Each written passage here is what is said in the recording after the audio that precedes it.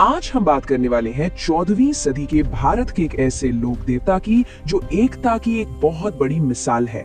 एक ऐसी हस्ती जिन्हें दो बड़े बड़े धर्म एक समान श्रद्धा और सम्मान से पूजते हैं। तो सवाल यही है, आखिर कौन है ये महान लोक संत?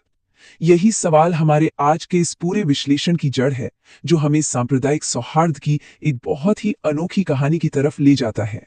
तो देखिए, इस सफर में हम 4 हिस्सों में रामदेव जी की कहानी को समझेंगे। पहले वो कैसे सद्भाव के प्रतीक बने, फिर उनके जीवन और उनके क्रांतिकारी संदेश को जानेंगे, और आखिर में देखेंगे कि उनकी विरासत आज भी कैसे जिंदा है। तो चलिए पहले हिस्से से ही शुरू करते हैं।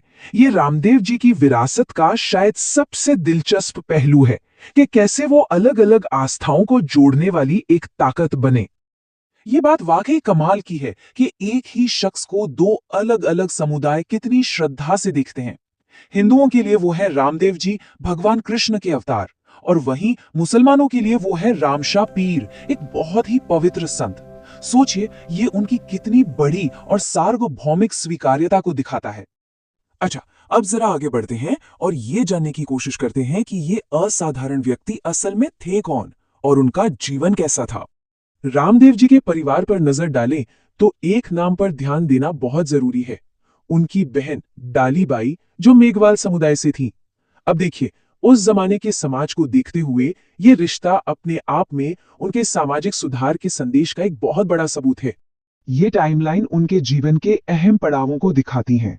उनका जन्म 1405 में हुआ और 1458 में उन्होंने समाधि ली, मतलब उन्होंने अपनी इच्छा से अपना शरीर त्याग दिया।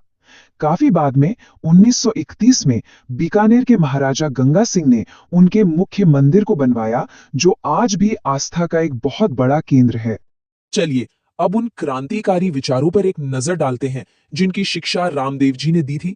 ये विचार अपने समय से बहुत बहुत आगे थे। तो बात यह है कि उन्होंने सिर्फ उपदेश नहीं दिए, बल्कि बदलाव लाने के लिए काम भी किया। हिंदू मुस्लिम एकता पर जोर दिया, जाति पाति और छुआछूत का खुलकर विरोध किया, और अपने विचारों को दूर दूर तक फैलाने के लिए कामड़िया पंथ की नींव रखी। उनकी सारी शिक्षाएं 24 वाणियां नाम के ग्रंथ में मिलती हैं। ये एक लाइन उनकी पूरी विरासत का सार बता देती है। वो सांप्रदायिक सद्भाव के एक जीते जागते प्रतीक थे, और यही उनकी सबसे बड़ी पहचान है। तो चलिए अब अपने आखिरी हिस्से की तरफ बढ़ते हैं और देखते हैं कि उनकी शिक्षाएं और परंपराएं आज भी कैसे और किन तरीकों से जिंदा हैं। उनकी पूजा से जुड़े कुछ प्रतीक भी बड़े अनोखे हैं, जैसे कि उनका वाहन लीला घोड़ा है, उनका झंडा नेजा कहलाता है, और सबसे अलग बात तो ये है कि उनकी मूर्ति की जगह उनके पदचिन्हों यानी पगल्ले की पूजा होती है। तो ये पगले आखिर है क्या? दरअसल ये उनके पवित्र पैरों के निशान है, और ये प्रथा बहुत गहरी बात कहती है।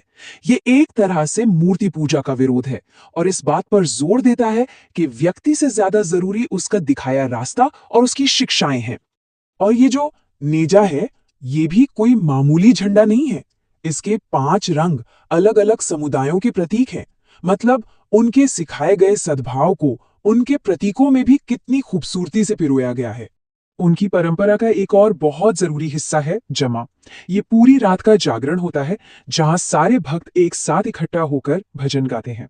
इससे आपस में समुदाय की भावना और भी ज्यादा मजबूत होती है। और इन सभी परंपराओं का जो मुख्य केंद्र है, वो है राजस्थान का रामदेवरा मंदिर। यहीं पर हर साल एक बहुत बहुत बड़ा मेला लगता है, जो भारत के सबसे बड़े धार्मिक आयोजनों में से एक गिना जाता है। और हाँ, ये सारी जानकारी जो हम देख रहे हैं, वो सिर्फ कहीं सुनी बातें नहीं हैं। ये सब अच्छी तरह से प्रलेखित परंपराएं हैं, जैसा कि इस दस्तावेज में रामदेवरा मेले के बारे में विस्तार से बताया गया है। अरे, ये मेला अपने आप में एक देखने लायक नजारा होता है। लाखों हिंदू और मुसलमान एक साथ आते हैं। यहाँ का एक मुख्य आकर्षण है 13 ताली डांस, जिसे सिर्फ कामाड़िया पंथ की महिलाएं ही करती हैं।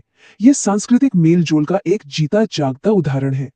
और एक और बड़ी दिलचस्प बात है जो उनकी लोकप्रियता को दिखाती है कि जितने भी राजस्थानी लोक देवता हैं, उनमें सबसे लंबा गीत उन्हीं को समर्पित है।